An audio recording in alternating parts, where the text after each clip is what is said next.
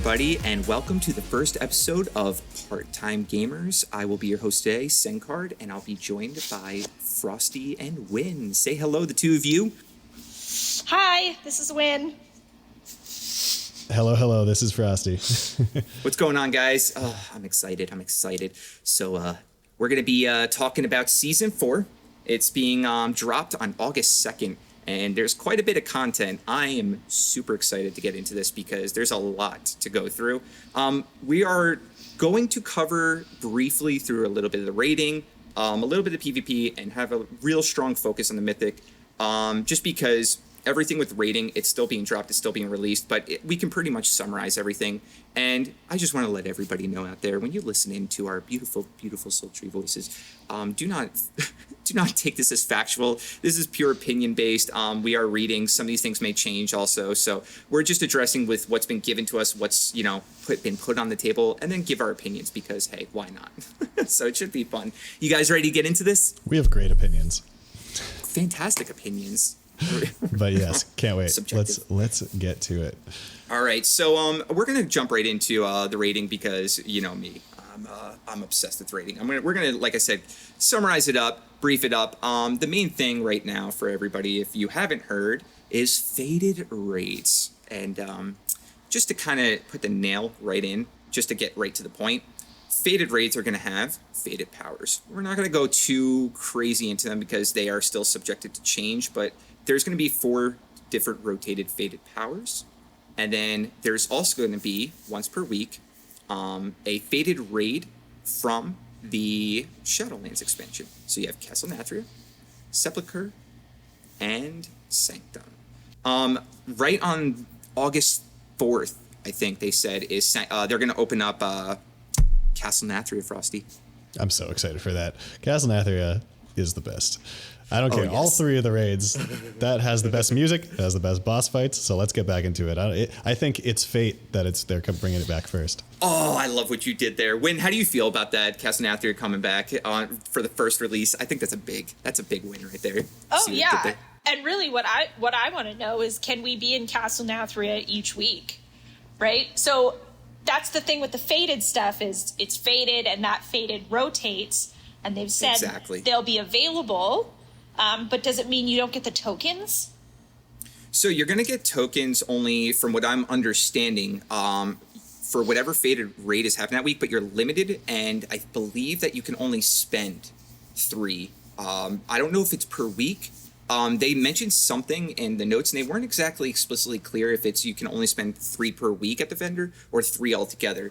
It says somewhere that there's going to be a broker vendor right outside of that raid, whichever one is faded that week, and that you'll be able to buy gear to get caught up to the current eye level of whatever that raid is. I believe that it's going to be base standard tier, base bottom.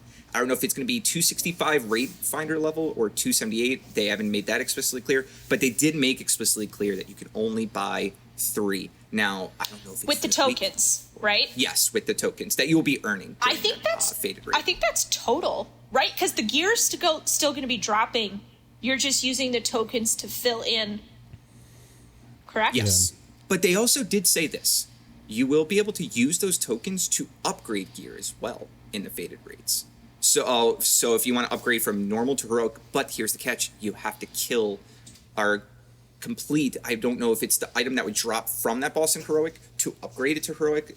So they're saying, like, if there's gear that commonly drops, don't buy that commonly dropped gear. Get up to the boss that you want to get that gear from, and if you don't get it, use that token to get that piece of gear. Then when you go through heroic and you get up to that same boss, you don't have to hope it drops. If it does, awesome, but you can use a token from there to upgrade that piece of gear, and which I thought that's pretty good. I think that I hope they disclose that knowledge, because there's going to be a riot from the community, because people are just like, oh, I'm going to go and spend my tokens, and then all of a sudden be like, oh man, well, I can only buy 3 things. So yeah, Sen's gonna spend his on gavel. Just the gavel. Oh god. Yep, probably. I'm only going to spend mine on upgrading the normal Shriekwing trinket up to mythic level. Just all 3 tokens. Wait, what's the Shriekwing trinket? I don't remember. Yeah, that was an agility trinket. It was one of the worst DPS trinkets from all of Castle Nathria, because what it did is like you activate it and then it just makes you run really fast and it launches your character at the nearest enemy. It was completely uncontrollable. You couldn't determine which one it hit. Which one? Wait, you couldn't determine it? No, Oh my if you targeted it, it didn't matter. It was just like, I'm going to jump on the nearest thing. So if you're in Mythic Plus and you're like trying to hit a specific mob and it hits like the low health little creep thing that's on the side that doesn't matter, like you wasted like 12,000 damage. It's the squirrel that's running by. I hated that. I mean, it was really fun, but it sucked. It was Oh bad. my god. It was a good like movement trinket, but again, you didn't know if you were going to move the direction you wanted to. I wonder if it's in a certain M+. radius, because, like, let's just say Castle Nathria, final boss, Sire, you see that guy off on the ledge, off to the Kabbalist, and you're like, I'm going to leap and go over there. It's like, what the hell? How did the freaking, Warlock get over It's there? definitely not that far. It was like No. a within melee attack range. Pretty much. Okay. But Okay, it would I make got you move so fast that you would get there really quickly. Okay. Well, That's off that subject, of that, though. yeah. Yeah. Oh, man. So anyway, though, I do want to cover really quickly, though. Fated raids are going to have 4 tiers. They're going to be able to be open Raid Finder. Raid Finder is going to have 265 to 272 eye level. Normal 278 to 285. Heroic 291 to 298. And Mythic 304 to 311. I don't know how I feel about the Mythic side of Mythic rating. For only that week, you're only going to get that week to try. It's not going to be something that you can like progressively keep trying at. Like once that week's over and you only get so far, hey, you got to wait until it's back in rotation. Well, Like, I that's wonder what how I'm it's gonna saying. work. That's what I'm saying with it's just the week that it's fated that you get the fated tokens. Right? Oh, okay. Yeah, yes. Well, they said that it's going to be fated only for that week. Now, when they say fated only for that week, does that mean you can still enter fated, but you can't get the tokens? But you could still progress through it on an Like off-fated week? if you saved your lockout, you could go back in, but it wouldn't be fated anymore. Yeah, because it says right here, and I'm going to just kind of read it really quickly. As part of Season 4, blah, blah, blah, that means that you will be able to use the... and it's right here. Yeah, while raid is fated, it will only be available in fated difficulty, but the other 2 raids will still be available that week on non-fated difficulty.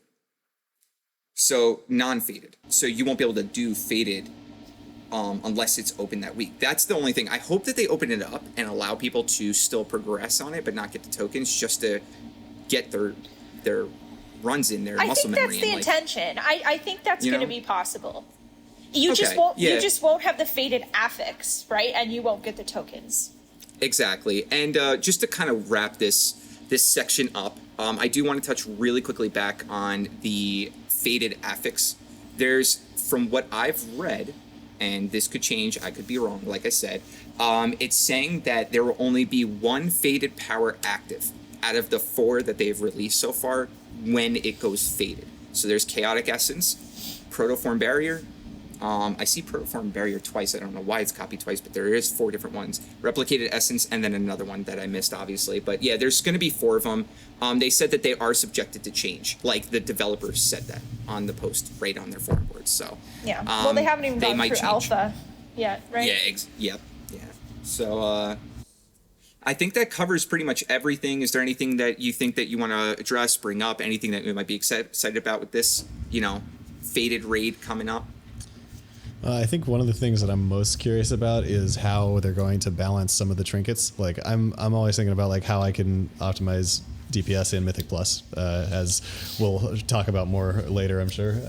And some of the raid trinkets were really good, both for tanking and for DPS. So if you're getting those at really high eye level from like a fated raid, I wonder how necessary it's going to be to go into raiding, get those trinkets, and then bring them back if you're trying to push high keys. I do have something that you just made me think about, and I did not think about it until you just brought this up.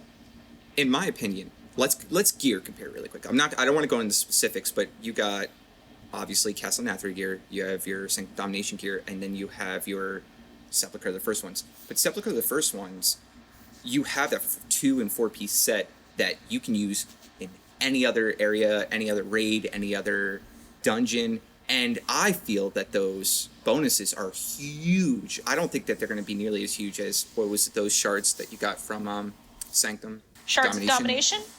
Yeah, Shards of Domination. Like, they did not have the same effects that, in my opinion, as good as the Shards of Domination. Like, you got a really good buff for Unholy, I believe it was. Even Blood and what was the other one? Frost. Yeah. But like you got some good bonuses, but not like I don't feel like Sepulcher. So I feel like that once we're in the Fated, like certain Fated raids are going to be more valuable, in my opinion. What do you guys think though about that? Do you think that that's going to make a do you think there's going to be pushes to be like, okay, we really need to run this Fated raid this week because this has the gear that we need of that eye level to overcome the Castle Nathria raid? You see what I'm trying to get at? Well, I do think that what Frosty was saying has a lot of merit with like the balancing of the trinkets. Like think about your Old Warrior Soul, Sen. My God. How long did you hang on to that?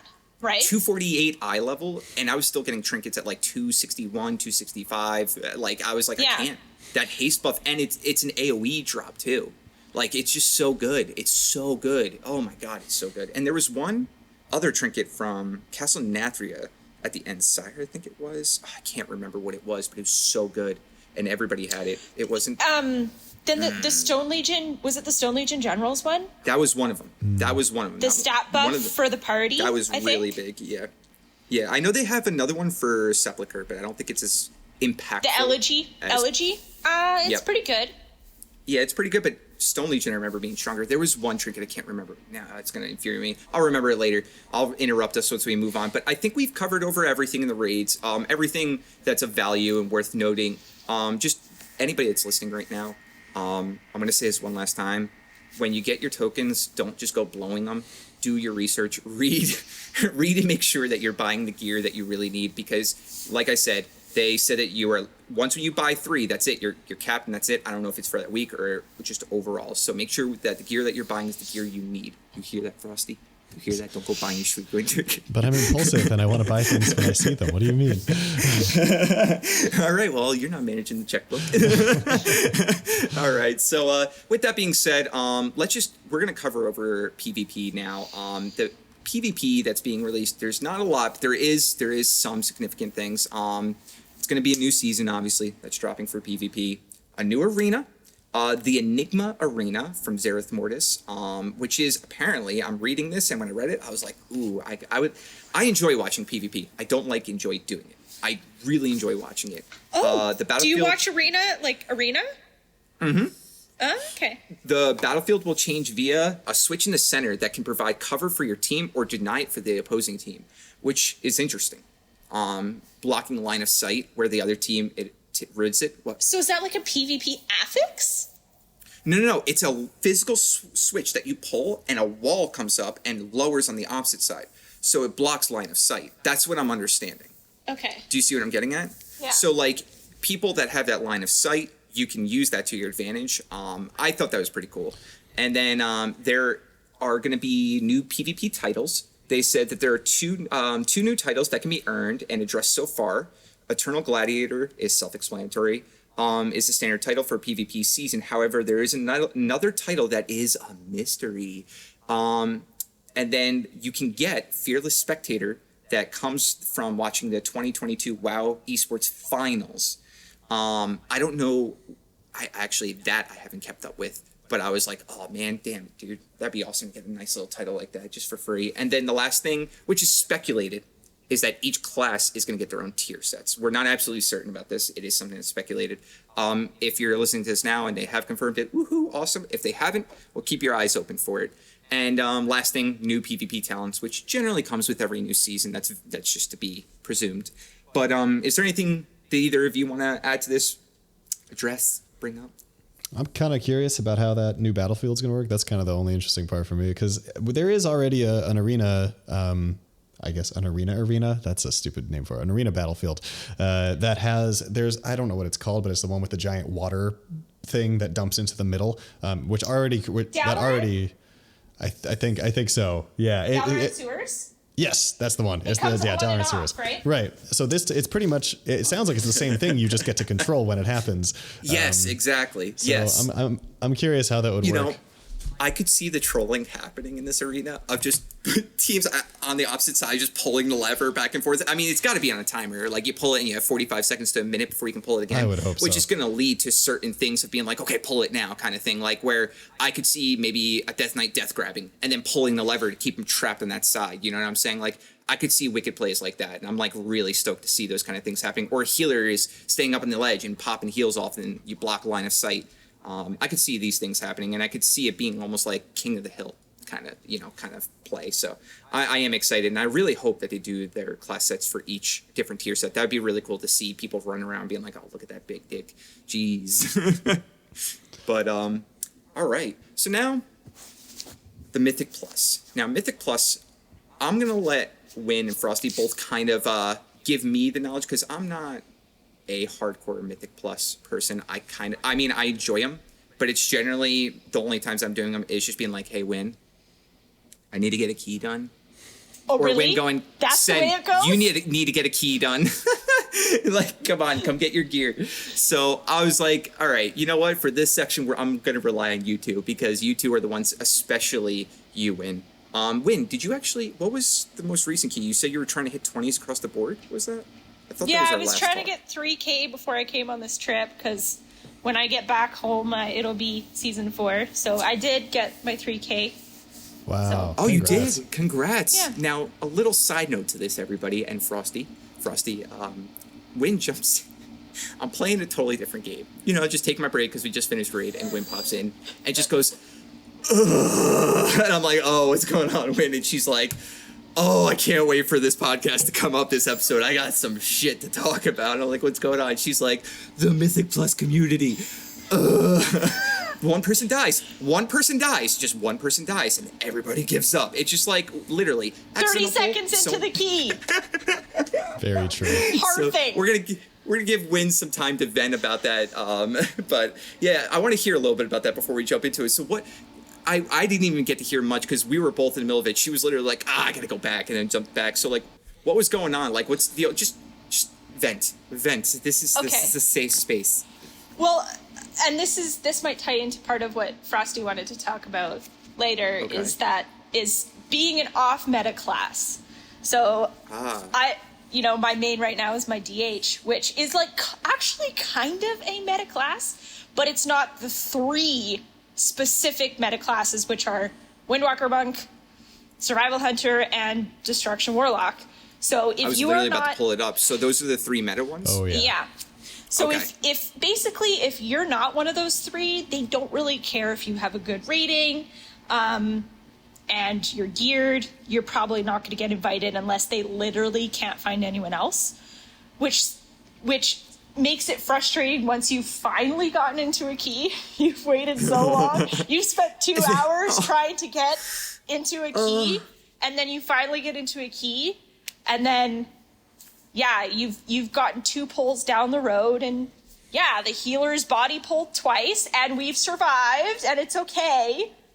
And then the tank has enough and just hearths, and it's so incredibly frustrating because I know they can hop right back into another key in the next 25 seconds. I was about to say, with the toxicity of that, I do have a question. Is it more commonplace for a tank or healer to say, yo, fuck this, and just ditch the key than a DPS? Because I feel like being a DPS, as a tank and healer, as you just said, in my mentality, they're going to re-queue right up. Everybody needs a tank, everybody needs a healer. DPS are everywhere, you know? I would say tanks and healers, Frosty chime in on this, tanks and healers are the most likely to leave. Healers, especially on necrotic or grievous weeks, they tend to feel disrespected. I can totally see that. So Yeah, I think it's healers the most, honestly, because either the tank dies and the healer's like, nah, I'm out, this tank doesn't know how to mitigate, or like the tank is pulling weird or like not watching their mana or something. So pretty much a lot of blame goes on the tank for that. And most of the keys that I'm in, it's either a healer or a entitled DPS class, by which I mean a warlock or a hunter. mage. Or mage. No, in mage. Oh, actually, mages are the I have some mage friends, don't want to insult them too much, but mages are the most toxic DPS class, for sure. For being a non-meta class, I'm surprised with the shit they get away with. I think they're used to it. They're used to being the top dogs of DPS for too long. They've had too long at the top. It's an ego thing, man. I'll tell you now, too, playing a mage, even for the short time that I did, I was like, I get it. I have all this power at the fingertips. I can go arcane, I can go fire, I can go frost. No matter what, I'm still going to kick ass, all right? And it doesn't matter. And mages have that toxic behavior trained into them because they're like, no, I'm going to stand on my spot. And if I move from my spot, I don't do any damage. So you're going to, the rest Rune of the group. Power. Yes, that's the thing. Rune of power. Yep. It's the rest of the group's responsibility to make sure I can stand on my spot. Yeah, dude. All right, well, why don't you just try running Kenter's Flow? Are you fucking with me? I'm a 3K fucking plus DPS. I can't be. No, I gotta go meta, bro. It's like, no, I get it. Goddamn. Wow. So there's your context then. Well, thank you for filling me in. I will tell you now, it was entertaining to see you come in raging. It's not often I get to hear you come in and kicking in. You metaphorically kicked in the door into my voice channel, and I was by myself enjoying my shooter, just like do, and then boom. But anyway, I'm moving sorry, past that probably wasn't good Discord etiquette, as I like to preach about. LOL. Yeah, but we don't. We'll allow it by that. Yeah, Frosty. So anyway, there is something I do want to actually jump right into next. The new affixes that are going to be coming in. So every time that we approach a Mythic Plus season or patch change, they introduce a new affix, and this one I believe is called Shrouded. Correct me if I'm wrong. Well, we should talk about this last season first, about what we liked about it, right? Yeah, let's do that. And then get into what's changing. So Frosty, what was your favorite keys? Oh man, yeah, that's a good question. I would say that it's sort of favorite keys, but it's also dependent on what rotational affixes we're in. Because some affixes I just absolutely hated on certain keys. Which were? My favorite key aesthetically would be The Other Side. I love The Other Side. Yes, that's what I was going to say. It was really long and kind of painful when you don't time it, but I just really liked the mobs that you had to fight. I liked that each zone was very unique and different. Like, I liked the urns. I liked the boss fights. Mazzala was a really cool fight. You got to sort of have this sense of individuality where you had to kill your totem in time. So that was really cool, and Mists was kind of just a easy throwaway one. So like those two, both of the Ardenweald dungeons were great. I loved those. I hated Spires of Ascension. That key killed every single pug group I was in, no matter what. Like it was either the mobs or the bosses. You lose it in Spires of Ascension, and that's another really long one. The reason I mentioned the rotational affixes was because Inspiring sometimes is just the worst. Especially on Spires. Especially on Spires, and especially in The Other Side. I can't tell you how many times I went into the Hakar wing of The Other Side, and for some reason, like the group that I'm in doesn't understand that you have to separate the Sons of Hakar devotees and the Inspiring mob next to them, and then we spawn the little birds, and then we wipe 15 times on those bird mobs because no one knew how to handle Inspiring. So that killed The Other Side for me, but usually it was a good one. I don't know. What about you, Win? What was your top and bottom of keys? I think Sanguine Depths was one of my least favorites, especially on weeks when you had things like Quaking, Sanguine, where you needed space and there just is no space. That second boss on Tyrannical is a beast. Oof, yeah. And, if you don't have like decent mitigation when you have the red circle. Yeah, castigation. Or a healer that's like recognizing it and spot healing you, like that can be a nightmare. I think Necrotic Wake is one of my favorites. I think I haven't raged the most. I've gotten raged at the most in that key by my significant other. That third boss with the chains when you've got to grab him, and if literally Oh yeah. Oh, to pull Surgeon Stitchflesh down from the stage. You have to pull the bot. Yeah. Yeah. On Tyrannical, like if you don't get her down like the first time, it's pretty much close to a wipe. And that's you have to time it right. Spear. Do you lust for that too, right? Or it's spear, lust, and then just popping all cooldowns. That's right? Every group does it different. Yeah.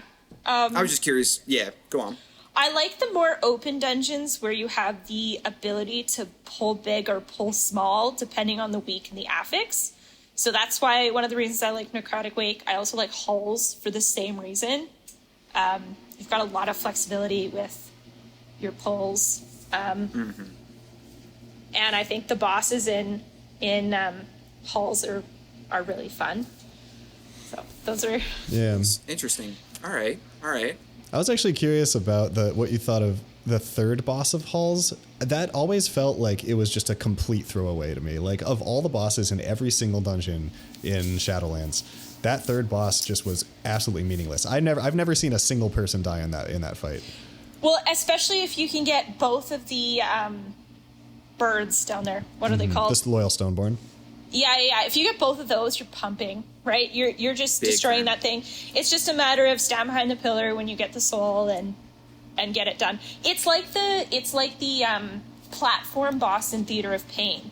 It's kind of the same thing, right? Once you get to hopping on all the platforms, you get to that final boss. It's pretty much just stand in the grabby hands when you've got the debuff. Yeah, you know what? That's a great comparison because Halls of Atonement and Theater of Pain, going to that third boss, it's the same for Halls going to the third boss. I feel like the real objective is not the boss, it's just getting to that boss because And it's the you timing. mess it up. Yeah. Yep. You mess it up, that's it. And also, I can't tell you how many times, too, that you'll think that you've gotten, like, this is not, 3K plus mistakes, but prior to that, you might miss an ad or two and then get up those stairs, kill the boss, and go, oh, crap, we got to go back and get it. I've gotten all the way to the end where someone thought that we were getting that, like, perfectly timed. We get to the end, kill the boss with, 5 minutes. And then we get him down, it's 2 minutes left, and it's like, oh shit, we're still 3% off. Crap, we gotta fly all the way back and get in that. God damn it. It's just one of those things, but yeah, I feel you on that. Wow. Yeah, that's definitely Good comparison. I would call that a tank problem. Tanks gotta know their rounds. Yeah, blame the tank. Yep. All right, and I'm out, guys. But yeah, I gotta say that the one I hated the most, and I don't know why. It feels like that maybe I'm the only one here, but Plaguefall. I hated Plaguefall. Something about Plaguefall, there was always that complication with that first boss that you get to, just with the oozes. If it's a little bit off, the ooze gets in, that's it. That's a wipe, that's done. Good day. I think that's the number one dungeon I've seen the most mistaken pulls, where like you're pathing and you might accidentally grab an ad. And I've seen so many different paths taken for Plaguefall that everybody's got their own way, their own route, and I just see so many mistakes happen in Plaguefall that it just, every time I see that, I'm just like, oh, here we go again. And it's just an annoying one too. All the freaking poison pools, the poison water, the tentacles that grab you, it's just everything about that. I'm just like, ugh, I hate Plaguefall. I hate Plaguefall. I can't tell you And- the number of times in pugs when they're like, imprison the slime. And I'm like, imprison does not work on the slime. And then after the fight, they're like, why didn't you imprison the slime? Yeah, not. You're like, does not work, period. Like, great that you understand that DH's CC is imprison, but maybe But extend still. that to knowing what it works on. Is it only humanoids? It's or beast or Yeah, beasts or humanoids. aberration. I think is the third one. I forget what the third one is. That's an odd. Maybe not Really? aberration. No, but yeah, humanoid beast. It might be the only two. Yeah.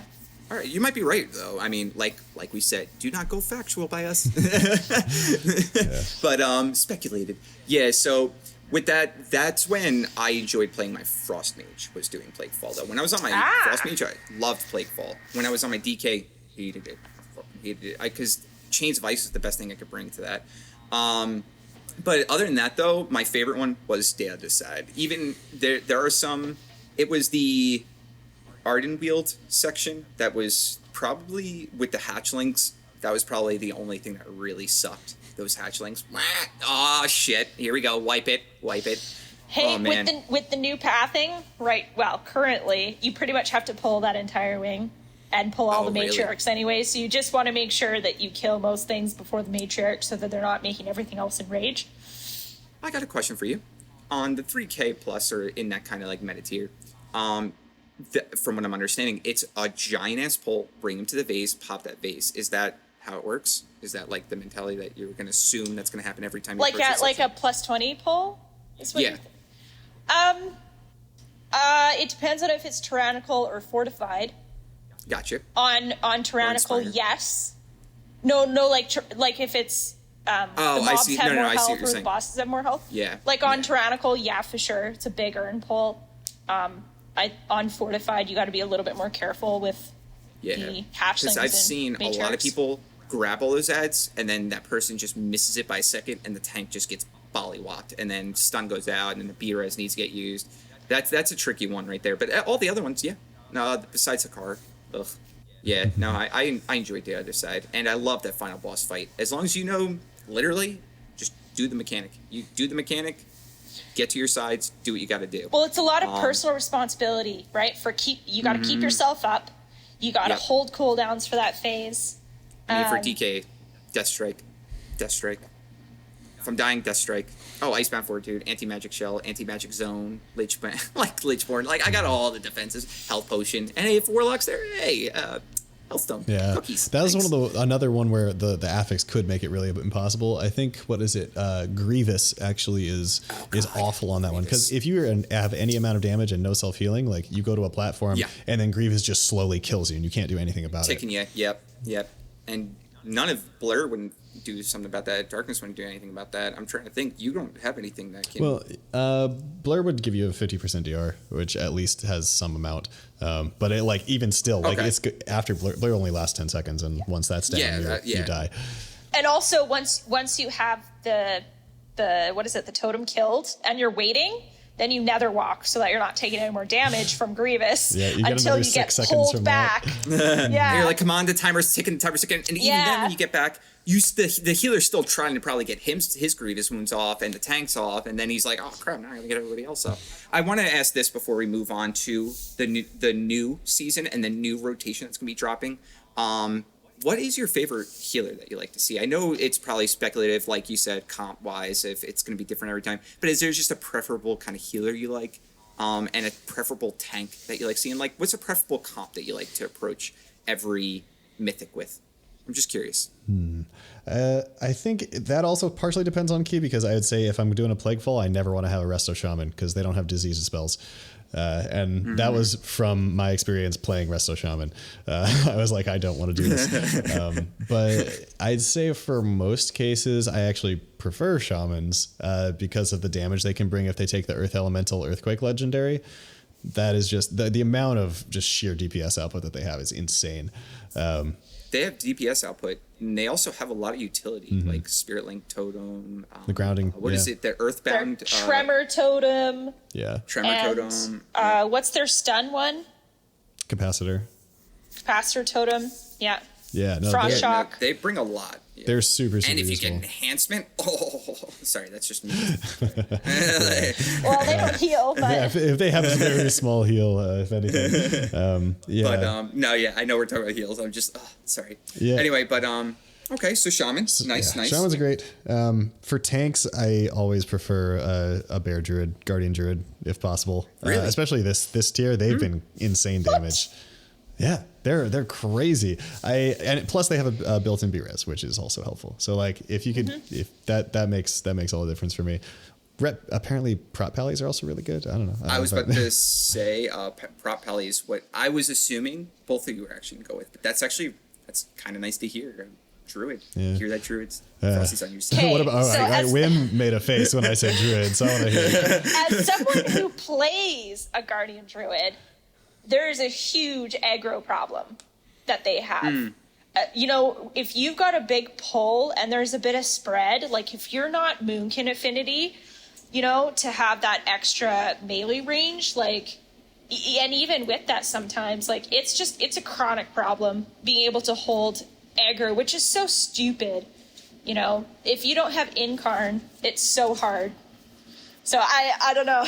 Do you feel that way even after they patched in the aggro changes that gave like 30% Yes. extra? Yep. Okay. When was that? Guardian when was Druid that is patch? the Was it worst. recent? That was recent. That was about, I'd say, 2 patches ago, so maybe like a month ago that went in. Okay. Yeah, Yeah, I didn't hear about that. it's still a problem against a lot of classes that have like really high crit and stuff, like DHs, DKs. Yeah. Sorry, when you- Puyo. That's so true. Giving Poya a shout out just because I think we had a druid tank and they just couldn't keep aggro during one of the raids. And it's rare, actually, now that you bring it up. I don't think I've seen a druid tank in any of our raids in like a month. Except for Mare once, and she had to step out, even though she was kind of relatively geared because she was just getting bollywopped. So yeah, like Guardian Druids are really good because they have a lot of like defensives and self heals and things like that. It's just the aggro is kind of the one. Got you. I got you. Okay. But and I have to say for like healers that I like to see if it's a Grievous week, a priest, right? Mass Dispel. Yep. Excellent. Don't priests also have that one utility where they can Mind Soothe? Isn't it? Yeah, they have Soothe. But there's a lot of different classes that can bring a similar thing. Like a monk can paralyze plus Ring of Doesn't your Peace, and it Imprisonment does the work like same that thing. too? Yeah. If it's well, imprisonment, and that's prison Same is thing, right? if it's a humanoid or a beast. Yeah, can Right? you use imprisonment on Miss Eterna Scythe, though that first ad group that you kind of want Yes. to sneak around, Yeah, you can use that on that them, right? works. Yeah. And it's okay. actually like that's a full CC. It like a Mind Soothe isn't quite a full CC. Okay, So- yeah, no, I got you. Like, you still got to stay as far away as you can from it. Yeah. And then, what was your tank? Was it Prop Heli? Like, I just assumed it was, but was it? For tank, I think a lot of the tanks are really well balanced right now. Like obviously the meta is DK because they do a lot I of was gonna damage. And self-sustain, too. Right? Yeah. But like so obviously they're used in like the really high keys and the competitive, stuff, but like a lot of the tanks are really well balanced right now. So honestly, it doesn't really matter to me what tank comes. Gotcha. It really, yeah. Just don't be a druid. No, DHs is something where they don't even have a res. Like even if everyone's dead and they're the last one alive, they can't res anybody unless they have like engineering, which is kind of Holy annoying. crap, I didn't even take that in consideration. Do paladins have a Yep. Well, out of combat, they have a res. A Out normal of combat, res. right? DHs I'm don't saying have I see what normal you're res. saying. Yeah, even out of combat. I believe every other tank spec has a res. DK's I think is a B res, but Warriors. It is a B-res, but it's Warriors a res. don't, right? One way or another. Warriors, okay. But I can't even tell you the last time I've seen a prot warrior. Same. So. Yeah. I do not see those a lot in keys, especially not in anything over 15. Yeah. This is... Now, I'm going off memory from when I used to play forever ago, and I don't expect you to remember this. But didn't they used to have an ability in Classic, and please correct me if I'm wrong, and sorry if I'm about to make anybody rage if I'm wrong, but I thought that there was just like a guild ability that you could get that mass resed everybody. Do you remember that? Do you remember that being a thing? Were you around or hear anything about that? Now, I believe that back in the day during Classic, that there was a guild ability, like you had to be in a guild, it had to be of a certain rank, but I thought that they had a mass res, and I could see that being something that could be used. But yeah, forget that, speculated. But anyway, so Druid tank, any tank besides Bear tank for win, I guess. And then for healers, it sounds like Shaman unless it's a disease. And then any Priest is another good one. Yeah, no, these are very good. Damn. Oh, What? Wow. I was I was going to ask about on Lust after that.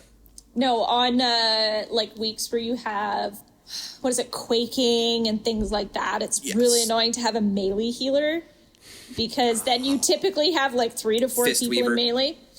Yeah, or Yeah. even on storming weeks, it's just another person. Oh, yeah. God. Yeah, I can take that. Wow, I didn't even think about that. I forgot about that. Storming, and also the Whirlwind one is... That's what's storming. That's storming. Yeah. That's storming, right? Yeah, I just want to make sure. I was like, wait, that we're on the same page. Yes, and then the quaking. Ugh. I do want to ask though, what is your favorite Lust class too? I know that's such a minor, but I'm just curious. I like asking all these questions because I don't do Mythic often. Is there a specific mage is toxic? So you're just like no.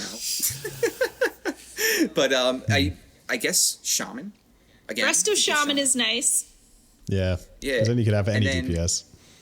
Yeah. I mean, hunters you got, but hunters they rarely want to switch Yeah. over to a pet that does that.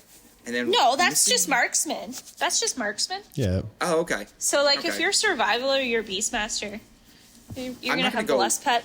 too convoluted because I don't play Hunter, but I thought that even each pet has like a spec tree too, and like you want to have specific spec trees, and that might, I don't know if that contradicts whatever, you know, They lust have- that the Hunter uses. Yeah, they have what is it called? A trait? I forget. Sorry, I don't mean Hunter, but And do they need that trait for it to Yeah.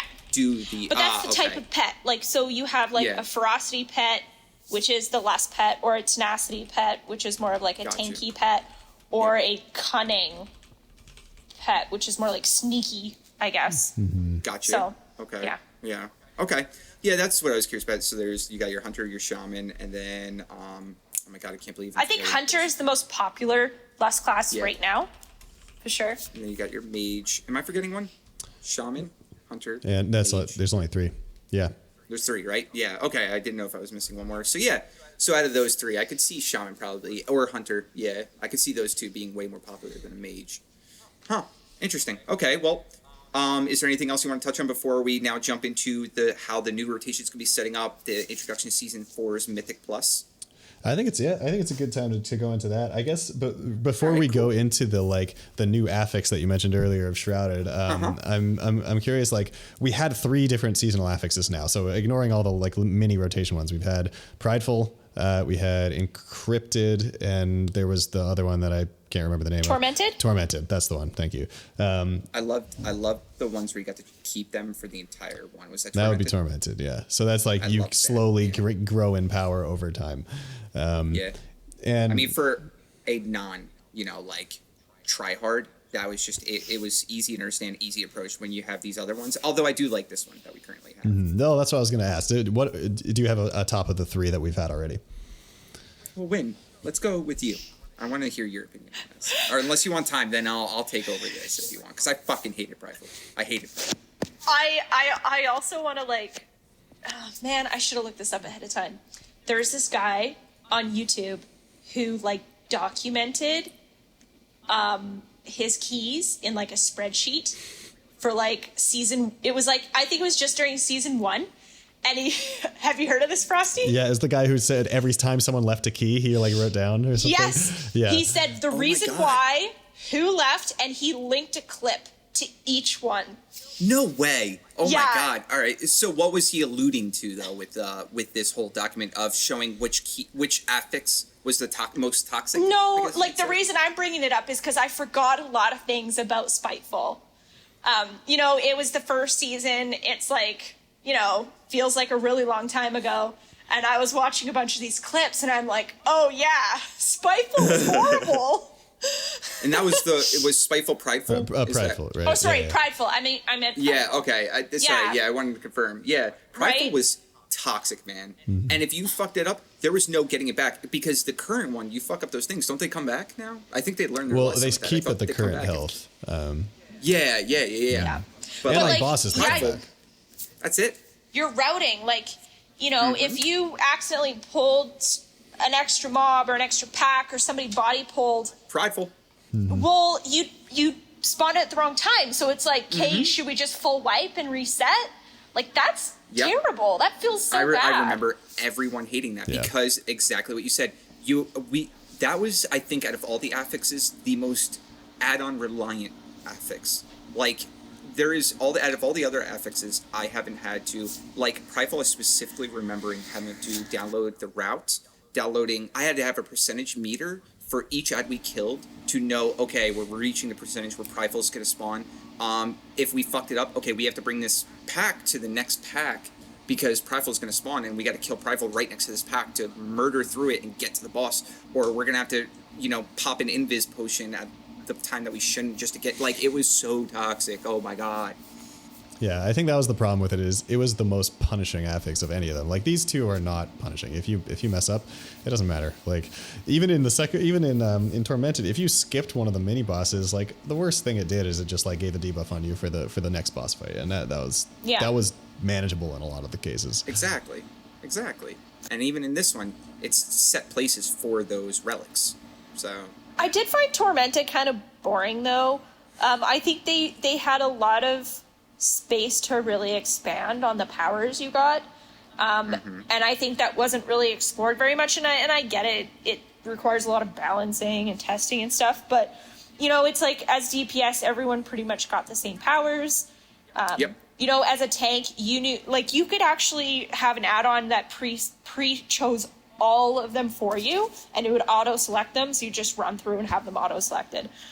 And that's I kind wish of they boring. added a little bit more variety. Like, I would have liked if Tormented, the ultimate, like what I was expecting, and I remember even discussing this with you, when was what I assumed it was going to be was Torghast abilities. Yes. Like the Torghast. Like if that they did would have that, been awesome. that would have been incredible, because you never know what you would have gotten. You would have had a plethora, like, oh shit, I got this ability, this one. Or in this run, you'd be like, fuck, yes, I got this ability where, like, my Death Gate, that's a 10-minute cooldown, summons a freaking Death Knight. Like, that would have been so cool. I can see how there would be a lot of problems with that, especially competitively. Exactly. Oh, yeah. If the runs 100%. are not the exact same, then... Yeah, with that, then I could have seen them setting relatively similar affixes but yeah, no, I got even pushing keys, we know how delicate the Oh yeah, WoW I community think though is. They that complain still about would have been everything. fun in my mindset. But when it comes down to, yes, professional. Especially because they had all of those powers already developed and balanced. Exactly. Well, exactly. balanced. I guess they weren't balanced because they stacked. Do so if they one didn't stack, it would defensive be- one, one offensive, one utility. Like, I could see them doing that. Like, you know how funny it would have been? What's that one where if you jump, you rocket forward? Oh, like, that that would have was been a hilarious fun to see one, that. I forgot Or what like it's if you called. What stand was close that to a useful wall. for? Absolutely nothing. It was Nothing. It was Okay, completely that's worthless. okay. Or Or the one that turns you into increase a rat. your- Like, who needs? You don't need that. you can't jump. That was Oh, another one. right. Or the other one where you can't. What There's was one that if you stood still, it slowly tangled you in roots that made you unable to move Yeah. further. So you just had to keep moving. or you couldn't Or walk backwards. Couldn't Oh, walk that was- backwards, yep. which don't take that as a tank. Honestly, That's those were terrible. kind of fun. Like, I enjoyed that part Yeah. of Torghast. Like, I would have enjoyed those kind of things. Like, that's what I'm saying. Like, add a little pizzazz where it's like, yeah, cool. I got a 10% bonus to my crit, but I can't jump. I can't walk backwards. Something like that. Yeah. That would have been fun. Yeah. Cool. Yeah, I think that was a good little tidbit to cover over. Yeah. I do want to say though, before we even get into the next affix for season 4, though, I do want to talk about the rotations and how they're gonna. Before we jump into the affixes, I think that we should discuss just the rotation pool, how that's going to work. Have you guys been able to take a peek at that? I see right here that they said, and I think they already prepared it right here, and I have a link that I posted where they said that they allowed the community, 8 dungeons that are going to span the last 4 expansions. Right. So have you seen that? Yeah, so it's I don't it's know. not even so much a rotation as much as just like those are the 8 dungeons, right? It's just those are the only ones that are like on the season, and you can always do all of them. Really? Yes, Okay. they're doing the mega dungeons from this expansion, from BFA and from Legion, and then they let the community vote on which 2 of the Warlords of Draenor dungeons they're picking for the last 2, and those 2 ended up being Grimrail Depot and Iron Docks. So those are the 8 dungeons. And I don't know those dungeons, didn't play during that time, so I'm excited to see what they're all about. Have you checked it out, seen it, know anything about it at all? I've looked at Grimrail Depot. I watched some streamers run through it and like test out some of the affixes and stuff on it. I can say it looks like it's going to be an interesting time to like balance all of the new equipment and abilities that we've had from there into these older dungeons. But there's a lot of places you can fall off of in that one, I will say. So no. I can't wait for pugs to just yeet themselves off of the twisting stairs that you have to Monks. run up. Oh yeah. Cough, cough, wind. Sorry. So yeah, I think that'll be the fun part of it. I'm going to hold on to that clip forever. Sorry, just talking. We mentioned it before. I'm going to go back to it one more time. Theater of Pain, those platforms, Wind playing monks, twirly spin, tiger kicked right off the edge, fell to her death. It was like a cartoon, man. Oh my God. I've done that it on was DH wonderful. as well, so I feel your pain. Especially when I was trying to play Momentum and you have to like backflip to generate Fury. Like, Yep. I Watch someone launched disengage myself as a off of hunter off that platform. Oh my God. Well, and it's like you use a movement ability and then you hit storming and it redirects you and you're like, oh. Guess I There died. we go. And now, hey, but all that's coming to this new dungeon, so yay, more content for me to record. Oh, definitely. Yeah. But Oh, I can't wait to stream that. so you said you hadn't played those 2. Have you played, I guess it's Return to Karazhan and the Mechagon Mega Dungeons? I've done both. Actually, yes, I've done both of those because I was involved in Okay. that during those times. So I yes. never played But Karazhan. I have not done. Oh, really? Yeah. What do you think of that one coming back? I'm excited for Karazhan. I'm more excited. I've mentioned it before. Karazhan, I don't know if I want to approach that on my mage or my death knight. I'm probably going to stick to my death knight, just to be honest with you, because I don't want to go rebuilding my mage. I am excited for return to Karazhan, I should say. And there is a mount pet there too, I believe, that I really want. Mount pet? A mount, yes. It's a dragon, but it's okay. Yes, but I believe. Wait, I might be getting them mixed up right now, because I believe it's a dragon, but you have to time through it within 30 minutes, and you have to kill specifically 5 bosses within a time limit, and then you go back to the beginning, talk to what's his face, not Medivh. Oh my god, there's a guy at the beginning of the dungeon, and when you talk to him, he spawns in a secret boss that you kill to get a dragon mount, and I wanted it from forever. And I'm going to tell you now, you're going to see that mount everywhere, and every time I see it, I'm like, oh, I want that mount. So besides that, though, I know it's totally off subject, but that's why I'm excited for Return to Karazhan also, is if I can get that mount, I'm going to get that mount. And then for Mechagon, I hate, not Mechagon, I just hated it because when I played Classic, it was just, oh my god, that dungeon. I ran it so many times. It was just that Classic? level where... It was in Classic? Was it? Wait, hold on. Am I? That's Mechagon was BFA. BFA. Oh, I'm BFA. thinking, never mind. Oh my god, I totally just relapsed to Nomoragan for some Yes, reason. right. Also gnomes, Oh my god. It's all the same. Yeah. No. Mechagon, I haven't done. Oh my god. I totally got the two confused. Was it? Wait, hold on. Was it the one that I'm thinking of? Is that the one with the robots that get taken control by the goblins? And then you have the bomb at the end that drops, the guy that drops the rockets. There was that is definitely similar. I mean, there were the two. There's bombs in Mechagon, right? Mm-hmm. It was Junkyard and Workshop were the two Mechagon dungeon pieces. For some reason. I'm like combining them all. I don't remember. There was one of the Mechagon end dungeons or end bosses was one where you had to like run up the like obstacle course of lightning bolts that were like flying down you to turn a thing off and then go back down and kill the mechanical spider boss. Yes. It was very involved. I remember that. Yes. Actually, I think that, for Wynn's level of keys, I could see that being very toxic. For me, just doing it at my average 15s, I think I'd enjoy it. Although, I wonder what the scaling is going to be like how difficult it's going to be to run like a 15 on those two compared to running 15s now, because I feel like running 15s right now is way easier than running. Okay, but also prior. think about running 15s right now as opposed to the beginning of this season. Yes, Do you remember? You're right. Yes, I do. Holy shit! The beginning of this season was crazy. So Well, you know what? This is a perfect time to get into the next topic then. The affixes, because that also directly impacts also how difficult it's going to be, how convoluted it's going to be, because that's where the majority of the pain and suffering comes from. So, Shrouded. So, crit haste versus mastery. Obviously, the first 3 is a 2% per stack. How do you get stacks again? Is it...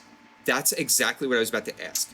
It says the first buff in the dungeon is free, and then stacks for each Dreadlord captured throughout the dungeon. Okay, No. yep. Now, I thought they had changed the verse one. Maybe they did. Wait, are you talking about the crit? Or are you talking about how No, you verse. No, how verse. much you get a verse, because verse was just going to way outscale the others by the end of the dungeon, I believe. They probably did. They probably lowered it to like I think it's either, 1%. Yeah, I could see that. Could be wrong. Because that's defense and damage, correct? Mm-hmm. Am I wrong? Yeah. So that makes perfect sense, because I could see that scaling big So, time. 30% verse compared to 30% crit, that they can't compare.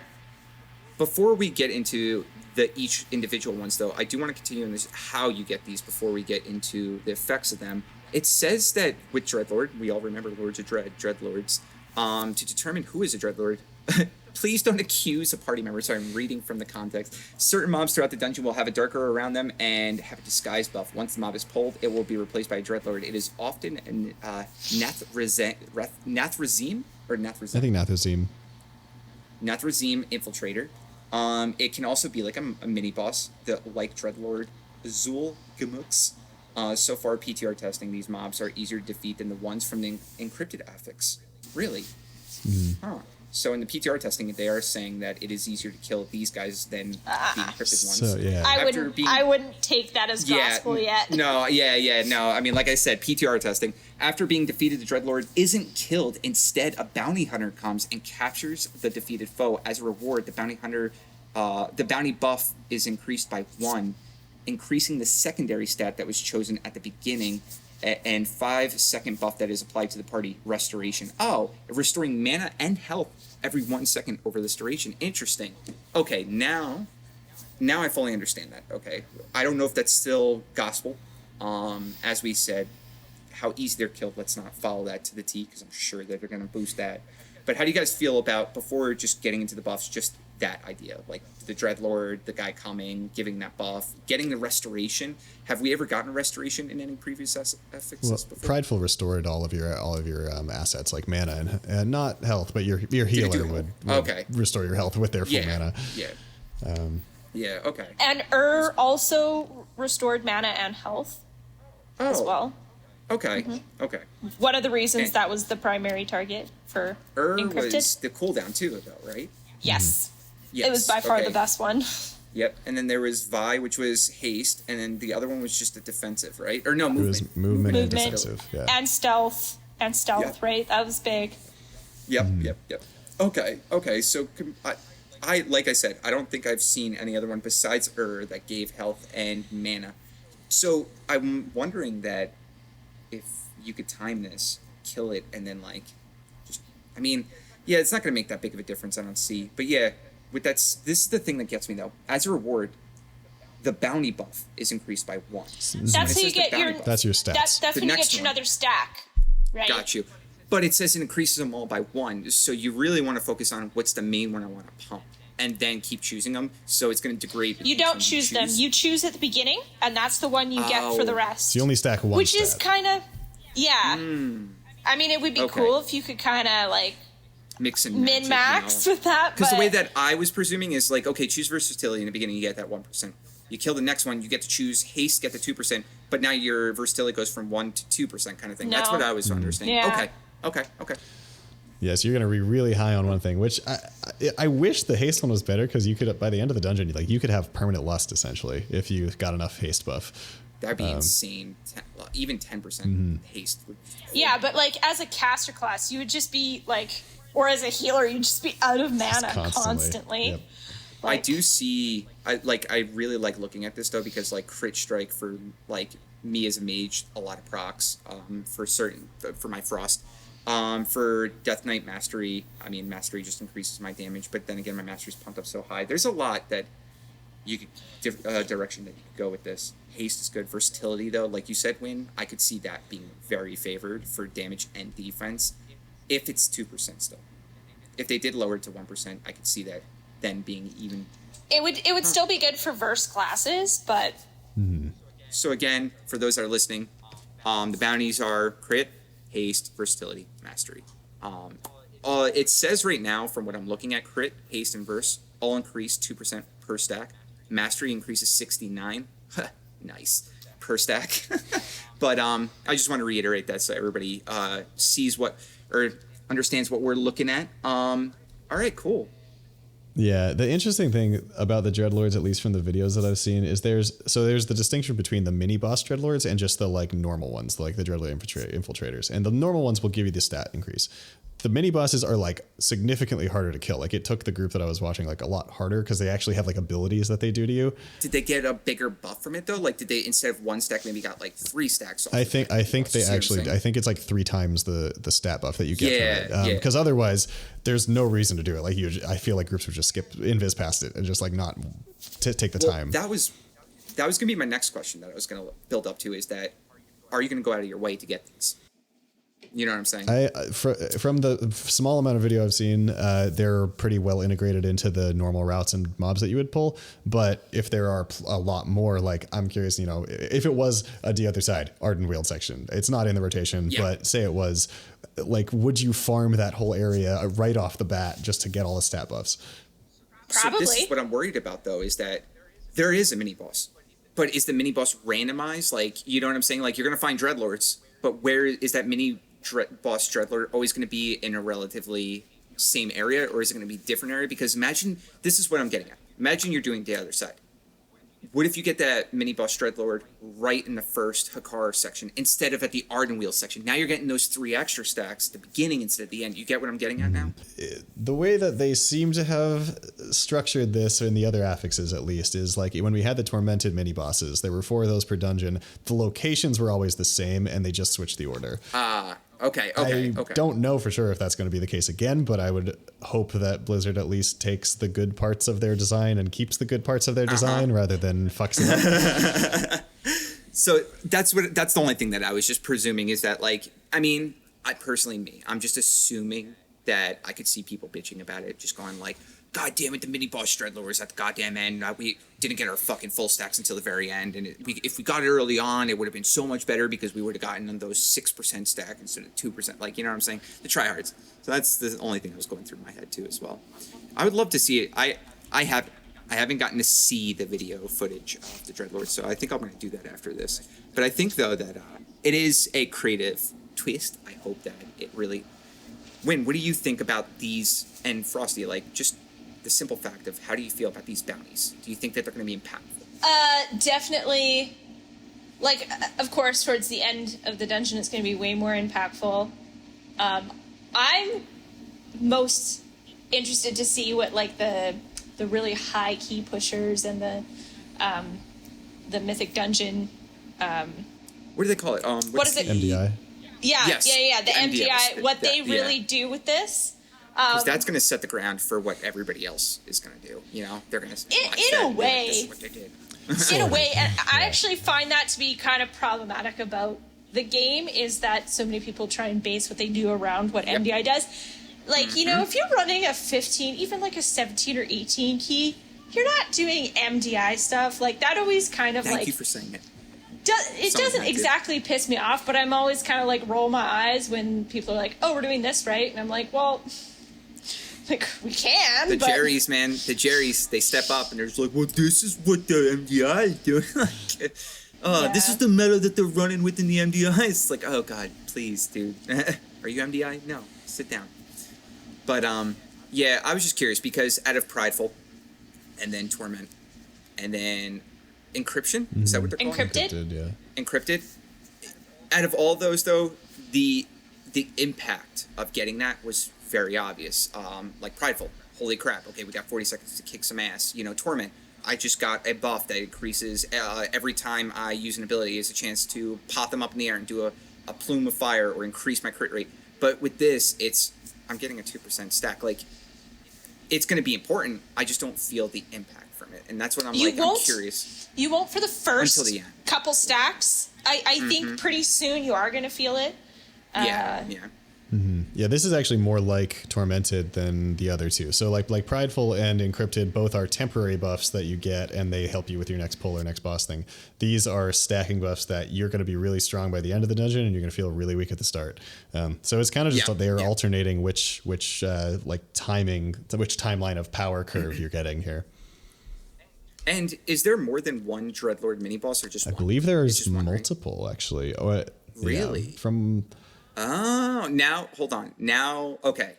Because I thought it would just be a bunch of little ones, so you get that one stack, you know, and then there's one guy that gives you one big stack. But if they have multiple mini bosses, then I could see this being hugely impactful. Because how high do you think that these stacks could get? I think 30 or 40%, maybe up to 50. Oh, yeah. Okay. I think that it's meant to be something that's, like, big. Okay. If it's going to be like that, then I could see the impact. Because that's what I was you're not going to spend Frosty's very sitting. much. Yeah, I didn't know if you were technically like looking. 5%, right? If you do find it, though, let me know. But I think, though, that if that's the case, and Frosty, as you were saying, like, you're watching it as they were progressing, that you could see it. It was very obvious, even just from a spectator viewpoint, that, like, it did have its impact. If it gets up to anywhere above 20%, that's going to be impactful. It's going to be huge. And when going back to what you were saying prior, though, then I could see versatility being huge. I could see crit being huge. I could see haste being... Yeah, I could see all these being huge now. Damn, dude. Oh. Yeah, I wonder how they're going to... I mean, they clearly have to balance it because, like, crit as a stat is something that caps a lot more than the others. Like, Verse is pretty uncapped. Crit caps very very strongly. And this is because I only personally know this because I have memed my build into a full crit build, and it's bad. It's just very bad. Really? Yeah. DH full crit? crit. I'm full crit verse. And it's yes. terrible. What? Because I have no haste. No haste? Yeah, it's so bad. No. But every swing he's smacking. Yeah, everything hits so bad. And I mean, a quick tangent on DH. The reason it's awful on DH is because I beam always crits. So like it's completely lost on the primary pointless. Damage ability. I didn't know that. I Yeah. did not know that. I don't play Demon Hunter, so I wouldn't know that. I didn't know that. That's one of the reasons why the trinket that drops from Zymox is so powerful. Because the one weapon you use, it's like if you crit, it applies a bleed, and so you always use that before you I-beam, and then you apply a bleed onto absolutely everything you hit with I-beam. Yeah. Oh my god. Juicy. Okay. And what's the current covenant for DH right now? Venthyr for the most part. Which are you not Venthyr? I hate Venthyr. Yeah, no, I'm the worst like meta DH ever. Any key that I don't have to be Venthyr, I go Night Fae. And Okay. I have this really theory. This is I might cut this out. We'll see. There's this very theory thing where like I do the burning wound legendary. So like I cut everything up so it all has burning wound, which increases your immolation aura damage. And then the second one you have when you use the hunt, it reactivates immolation aura. So pretty much. Wait, before you go any further, what does Night Fae give? So Night Fae gives you the hunt, which is that like you zoom through everything, apply a dot, and then do one big damage at the end. Okay, because I didn't know that. So- All right, so I just want to clarify that for anybody who doesn't play Demon Hunter, that's what they get from Night Fae. Okay, So go then on. the way that I have to like min-max this is I cut all of the burning wounds on all of the things in the pack. I hunt through it, apply that dot, and then I just sit in the middle of them with Immolation R on. And then once the one that the hunt gives me wears off, I just press the button again, and then I turn back on Immolation R, and I just sit there. It is the easiest like stupid build ever, and it takes so long to set up. So what led you to that? Was it just by like you just play testing your own, or did you happen to see a build on this? and you were Well, that like, was "Oh, the looks previous fun." meta. Night Fae used to right? be the best. okay. Yeah. And then Venthyr became the best because of double legendary. And Yeah. I just was stubborn. That's really the answer. That's I feel your pain though, because Mage had recently just swapped from what was it, Venthyr, because the mirror of something. Mirror of Torment. Mirror of Torment, yes. Mirror of Torment was huge because every stack that would pop off, it would give me a stack of freezing fingers, and then I could use, or whatever, brain freeze, that's it. And then I could crit. It's free crit ability. It just so much Yeah, much damage. And at single the end- target. Yeah. Yep. At the end, it would detonate and silence them. And it was huge. But for the double legendary now, and just with the whole, just the talent changes and everything that have been applied, Frost Mage now had to go to Necrolord. And I was just, for so long, I was just like, I don't want to do it because I love, oh, that was it. Blizzard got nerfed. Oh, that was so sad. Because Blizzard would make my Orb of Frost go down a cooldown. And Orb That of Frost, Lego, right? That Lego that gave you Fingers of Frost. oh, yes. Every tick of damage, it would give me just Fingers of Frost. So Fingers of Frost is free crit. A free crit of just, I was just ice cold. I could literally sit and sleep at my keyboard because, I don't know if you know this, Frost Mages get Icy Veins. And during Icy Veins, my haste is increased by 30%. I could keep that going for like 2 minutes long. 2 minutes just from literally crits, and if there was multiple adds and blizzards, my orb was just always up, and I was always critting that. I could almost keep Icy Veins up for the duration of the cooldown. It was so good. It was so strong. And then they changed it up, and now freaking single target. Ugh. I'm on my had to change all my legendaries, change my covenant, change all my stats and everything. Oh god. So I get it, Frosty. I do. Yeah, now it's sorry, we'll move on. We'll move on from Frost. Oh. Yeah. Anyway. I mean, no, this is But sort yeah. of all related to like people will min-max the covenants, they'll min-max everything, right? Like that's going to happen to Yes. this too. Like there's probably going to be one stat that ends up being the best for your class. Exactly. Well, yes. So to bring this all back, though, the reason why we went down this road is because we were essentially talking about the bounties and the buffs from the bounties and how they're going to affect the play style and like you said, the crit capping, is that going to be applied? Is that going to hold people back? Like, what if you're already crit maxed? You can't go any further, so maybe let's go verse or go haste or go mastery. I mean, haste I could see being just for everybody, or verse. Like, I could see either one of those two being the fallback for everyone. Just because haste, as you said, applies to getting, even lust back a little bit earlier. If it's a long dungeon and you can time it just right, get the haste back. And that haste only has to be taken by the luster. Everybody else can still do whatever the fuck they want.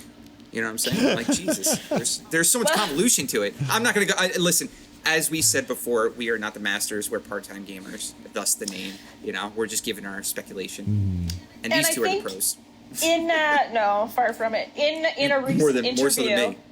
In a recent interview, I forget if it was Morgan Day or Ian Hazacostas, said something about the whole concept of doing seasonal affixes.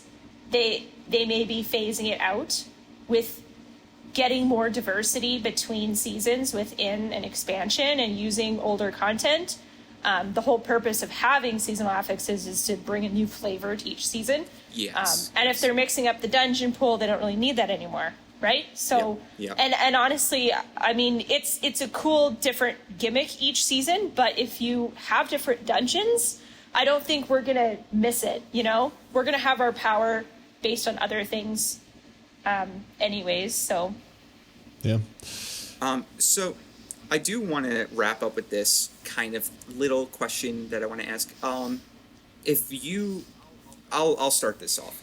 In my opinion, I hope, though, I do enjoy what they're bringing with the Mythic Plus, being someone who doesn't play Mythic Plus, and now getting a little bit better. It is a new flavor. As long as it's not prideful, anything is better than that, because I hated that. But I will say, though, I do hope that somewhere down the road, because with Dragonflight coming up, I know it's coming, but I hope that this doesn't get stagnant too quick. I would hope that maybe they surprise us with adding some more dungeons to the pool. I mean, if you added 2, fuck it, mix it up a little bit. Keep the majority of them the similar, the mega dungeons, the dungeons that are already in the pool from this current expansion. I know you added 2, but it'd be really cool, in my opinion, and I want your opinions on this. Do you think that it'd be cool to see them try to change up and maybe add a few more dungeons? And then maybe give me a little bit of flavor on what you expect to see with this just whole tier in general, with just Mythic Plus. Do you think it's going to be toxic? Do you not think it's going to be toxic? What do you think? It's always going to be toxic. There's no way it's not going to be. Yeah, as toxic. Yeah. Toxic is the players, not the content. Oh, right. Yeah, exactly. That's a behavioral thing.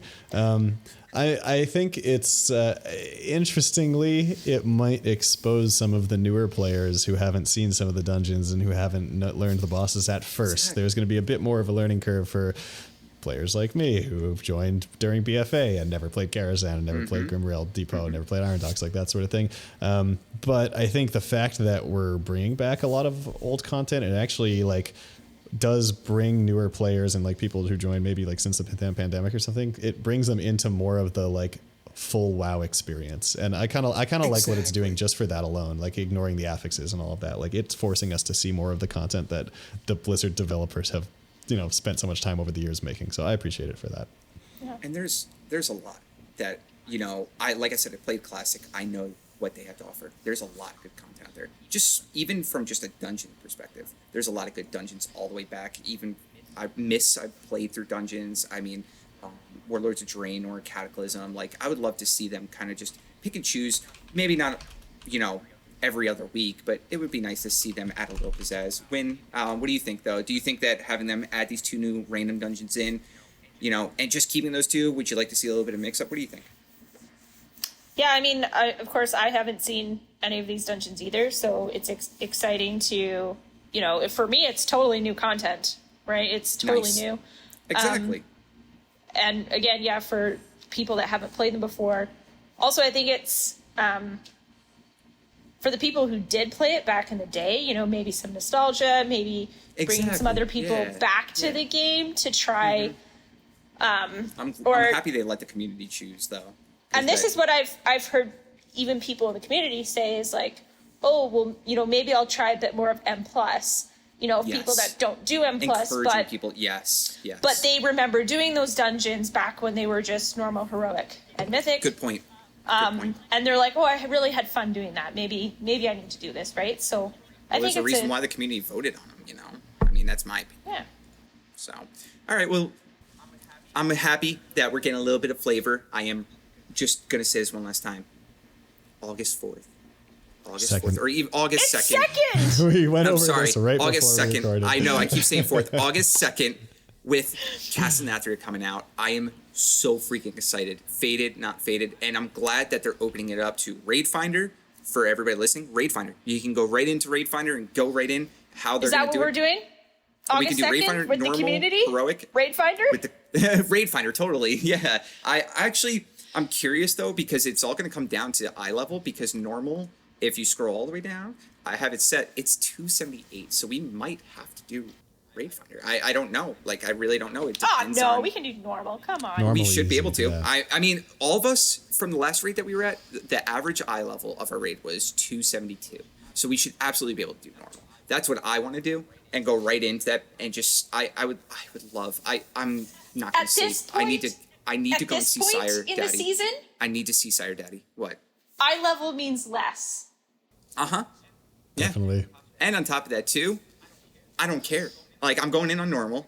I'm gonna go in there. I'm gonna go and I'm gonna push until I get Sire. Wait, Even are our I skips just need gonna to. work? Oh my god. That's a good question. I doubt Probably it. not. But I did not think I about think that. definitely not at faded difficulty. There's no way they'd do that. You know what though? Not at faded. No, faded, because just like normal, just like heroic, just like mythic, you have to do it 4 times. So faded, but I could see us getting up to that point. Definitely. I'm gonna tell you now though. Just gonna say it, Lady Nerva,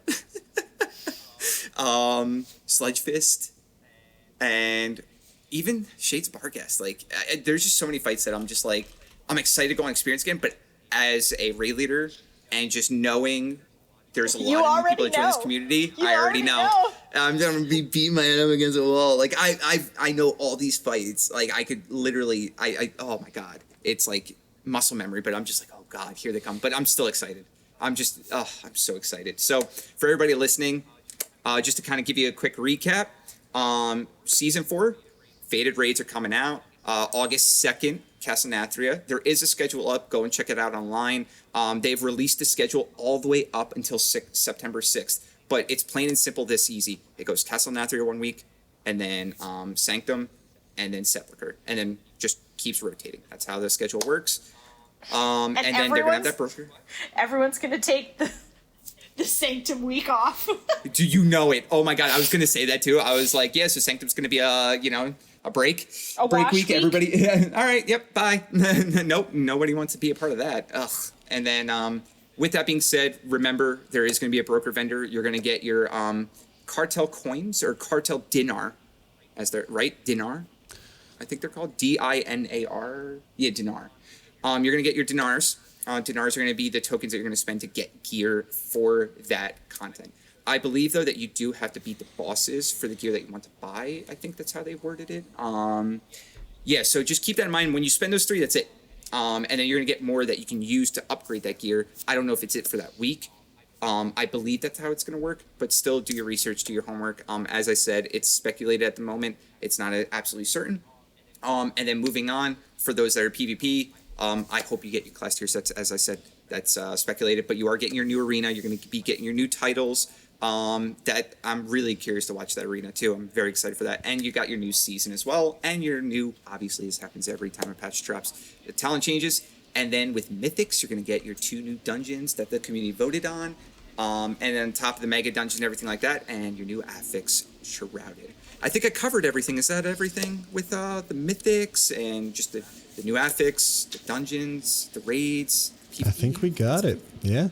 Looking forward to it. Right. Well, I just want to say thank you, Frosty. Thank you, Win, for joining me. I enjoyed this, and really looking forward to doing another episode when this content drops again, going over, how freaking awesome Castle Nathria is and these mythics are. Hopefully, praying that they are these dreadfuls. But is there anything I missed? I don't think so. I think we're good. Yeah. All right. Well, everybody, stay frosty. Keep winning. Send it.